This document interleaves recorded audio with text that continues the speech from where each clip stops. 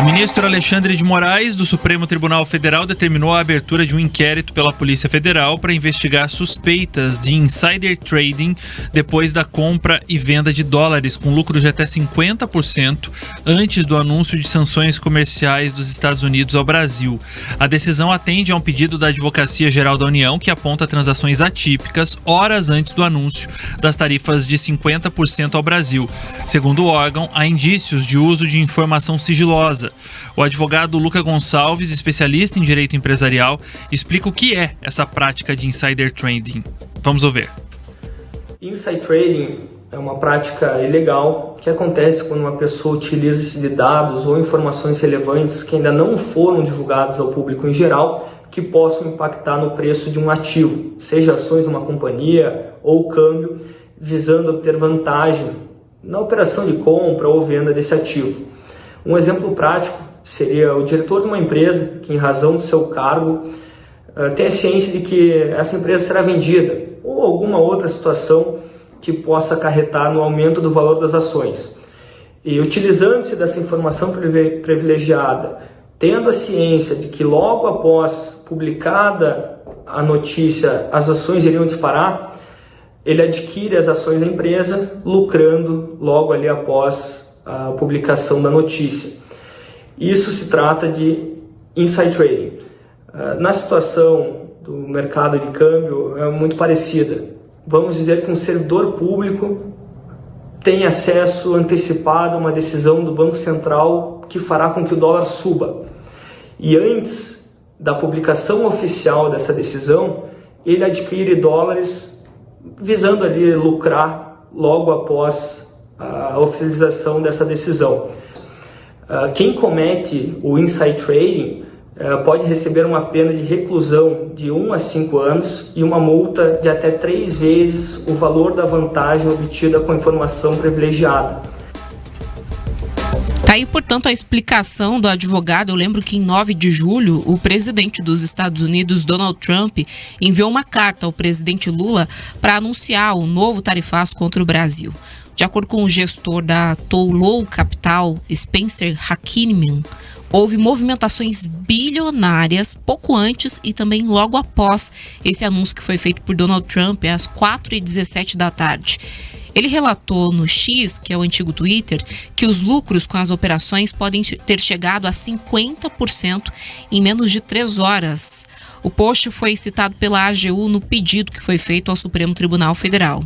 Menos de 3 horas antes do anúncio de Trump, com a cotação a R$ 5,46, a compra de dólares disparou até o volume de 3 bilhões a 4 bilhões de dólares, portanto. E daí veio o anúncio às 4h17 e cerca de 2 minutos depois houve o movimento em sentido contrário. Então, a venda de volumes semelhantes em dólar, que tinha passado de R$ 5,46 para R$ 5,60. O inquérito foi classificado como sigiloso e tramita em conexão com uma outra apuração conduzida por Moraes, que investiga o deputado Eduardo Bolsonaro do PL de São Paulo. Ele é acusado de articular com congressistas republicanos dos Estados Unidos uma pressão institucional para que o STF anulasse a ação penal contra o pai, o ex-presidente Jair Bolsonaro do PL, réu por golpe de Estado. 3h22, a gente continua falando, inclusive, sobre essa questão de bloqueio de bens, Camila. É isso, porque o ministro Alexandre de Moraes, ele determinou esse bloqueio das contas bancárias e de bens do deputado federal Eduardo Bolsonaro, que é do PL de São Paulo. Com a medida, o parlamentar está impedido de fazer transações financeiras, inclusive receber doações em dinheiro via Pix, realizadas pelo ex-presidente Jair Bolsonaro, ou seja, o próprio pai dele, para bancar essa estadia lá nos Estados Unidos. Segundo o próprio Bolsonaro, cerca de 2 milhões de reais já foram enviados para Eduardo. Em março desse ano, o deputado pediu licença do mandato parlamentar e foi morar nos Estados Unidos sob a alegação de perseguição política. A licença terminou no domingo, mas ele já disse que não vai renunciar ao cargo. De acordo com o regimento interno da Câmara dos Deputados, o deputado pode ser cassado por faltas ao não retornar ao Brasil. Você sabe que tem muita gente perguntando o porquê Eduardo Bolsonaro ainda não está no Brasil e trabalhando, porque a Câmara dos Deputados, enfim, o Congresso está em recesso até o dia 1º de agosto. Portanto, as sanções, ou talvez as possíveis sanções internas, dentro da Casa de Leis, podem acontecer a partir do dia 1º, porque nesse momento os deputados, teoricamente, mesmo com aquela prerrogativa da pandemia, de votações à distância, o Eduardo Bolsonaro precisaria estar presente aqui, batendo ponto, estando presente, vivenciando o dia a dia da Câmara dos Deputados. Ainda há vários tipos de entendimentos, Camila, em relação à postura de Eduardo Bolsonaro. Se ele renunciou ou não, se ele volta ou não, se ele estará aqui ou se ele não estará aqui. Portanto, obviamente, a gente só vai saber de fato um desfecho ou de fato algo em relação ao futuro de Eduardo Bolsonaro do PL a partir do dia 1º de agosto, quando acaba o recesso parlamentar.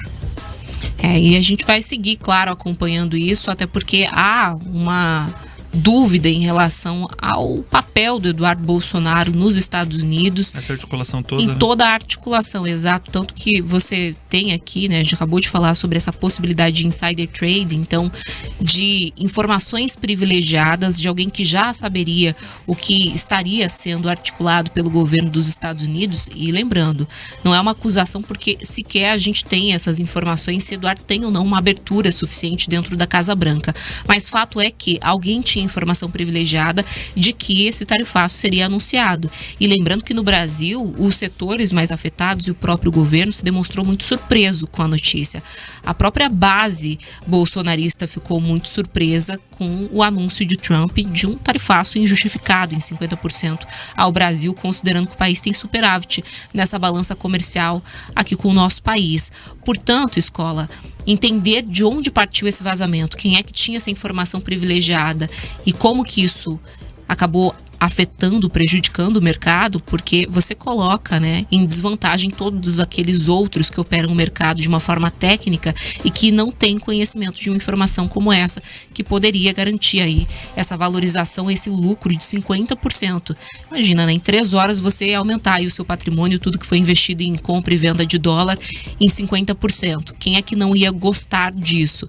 Então é uma investigação à parte que também deve acontecer para que a gente entenda quem são as pessoas que estão hoje lá nos Estados Unidos com articulação na Casa Branca, nessa relação entre Brasil e Estados Unidos e que, em mãos de informações privilegiadas, usou isso em favor de algumas poucas pessoas nesse mercado econômico. Jovem Pan News FM, 3 horas e 25 minutos. Agora, vamos falar com a nossa audiência? Vamos lá, muita gente participando com a gente no YouTube.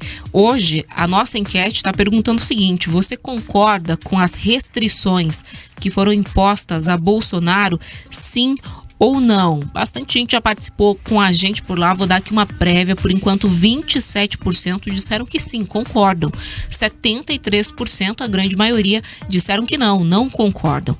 Alexandre Terebinto está participando com a gente, o Luiz Paulo Costa, também aqui o perfil, o antigo Carroça, né, que todo dia tem um nome diferente, está lá com a gente também, deixando essa participação, esse comentário. Fica aí o convite para que você, que ainda não está com a gente na live, corra para lá também, deixe o seu like, o seu comentário e a sua participação.